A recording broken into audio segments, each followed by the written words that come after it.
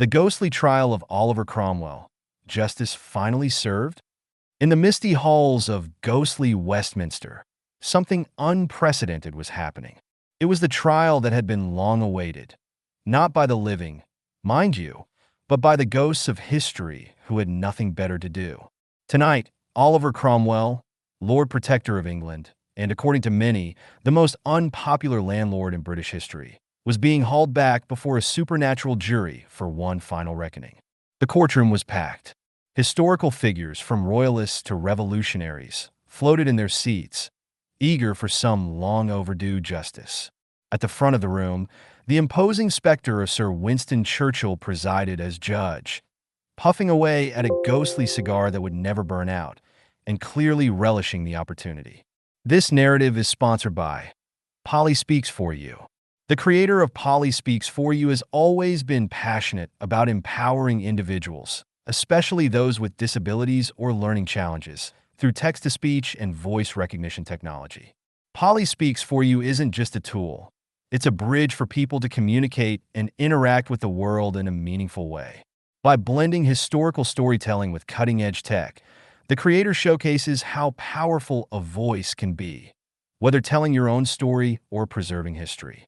So hit that like, share, and subscribe button and help this channel grow. Now back to the trial at Westminster. In walked Cromwell, looking much the same as he had when he was dragged out of the ground the first time for a posthumous beheading. His two cohorts, Henry Ireton and Thomas Fairfax, shuffled along beside him, wearing expressions that said, "We didn't sign up for this." The accusations. "Order! Order!" boomed Churchill, slamming a ghostly gavel that passed harmlessly through the table. "Oliver Cromwell, you stand here accused of— let me see the list." He squinted at the parchment. "Ah yes, dismantling the monarchy, dissolving parliament, banning Christmas." At this, a ghost in the audience howled. Ban Christmas. It was none other than King Charles I, who had shown up to witness his old nemesis get what was coming. "You could chop off my head, but ban mince pies and carols? That's beyond the pale." Cromwell's mouth twitched. "It wasn't just Christmas," he mumbled defensively. "It was excessive merriment. We needed order." Churchill raised an eyebrow. "You needed a hobby, Oliver." There was a snicker from the jury, a ragtag group of English kings, disgruntled former MPs, and one extremely annoyed Charles II who looked like he was ready to stage another coup just to interrupt the trial. Cromwell's defense.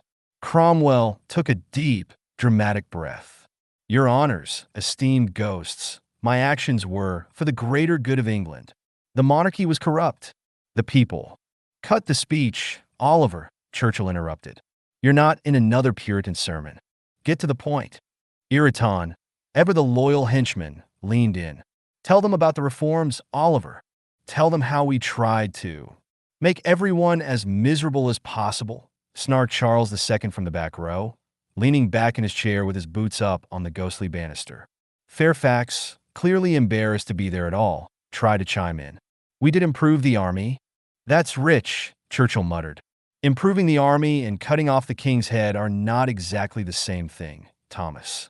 Cromwell was starting to sweat, or he would have had ghost sweat been a thing. The monarchy had to go. The people needed freedom from tyranny. Churchill eyed him. "And replacing one tyrant with yourself wasn't, in your opinion, a bit on the nose?" "I was Lord Protector, not a tyrant," Cromwell grumbled.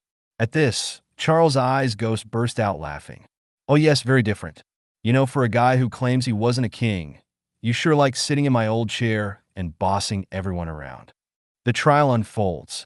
As the trial continued, it became clear that Cromwell's defense was wearing thin. Churchill wasn't having any of it. "Now, let's talk about this whole banning fun business. No Christmas, no dancing, no theaters. What next, Oliver? No tea time? No fish and chips?" Ireton, ever Cromwell's sidekick, raised a trembling hand. "We did it for moral reasons." Churchill gave him a look that could wither a houseplant. "Moral reasons? Let me tell you something, Henry. If there's one thing a ghost appreciates, it's a little fun. You lot had everyone sitting around knitting and praying. Even the Puritans in the afterlife are tired of hearing about it." Charles II, who had clearly been enjoying himself far too much, shouted, "Bring back the parties." I say we all move on to the afterlife pub and leave these miserable lot to their knitting." Cromwell scowled. "You, Charles, are the reason we had to step in. You and your father with your debauchery." "Oh, please," Charles II drawled. "You ban pies, Oliver." "Pies? I mean, what's next? Outlawing laughter?" Fairfax, looking around sheepishly, whispered to Cromwell, "Maybe we should have left pies alone, Oliver." The verdict. Finally, after what seemed like an eternity, which, to be fair, it was for the ghosts, Churchill slammed his gavel. "Enough. This court has heard quite enough. I think it's time we vote." Cromwell straightened his back, his pride still intact barely. Ireton and Fairfax exchanged nervous glances. Churchill surveyed the ghostly audience. All in favor of declaring Oliver Cromwell, Henry Ireton, and Thomas Fairfax guilty of, well, being a colossal bore and ruining England's good time. Raise your hand. Every hand in the room shot up. Even the ghosts of random bystanders, who probably had no idea what was happening, raised their hands for good measure. Churchill nodded. "Well, that's that then. Oliver Cromwell, I sentence you to—" Cromwell's face went pale. "To what?" Churchill grinned.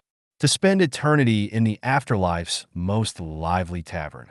And you'll be hosting the Christmas party this year." There was a roar of laughter from the courtroom. Cromwell's jaw dropped. "The Christmas party?" "Indeed," Churchill said with a wicked grin.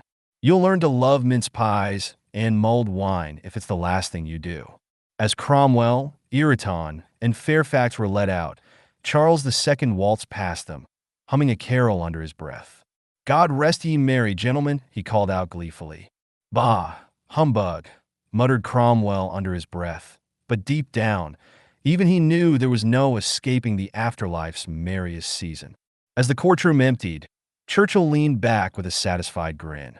"That'll teach them to mess with Christmas." And with that, the trial of Oliver Cromwell came to a close. Justice, at long last, had been served with a side of festive cheer. If you've enjoyed this video, don't forget to like, share, and subscribe.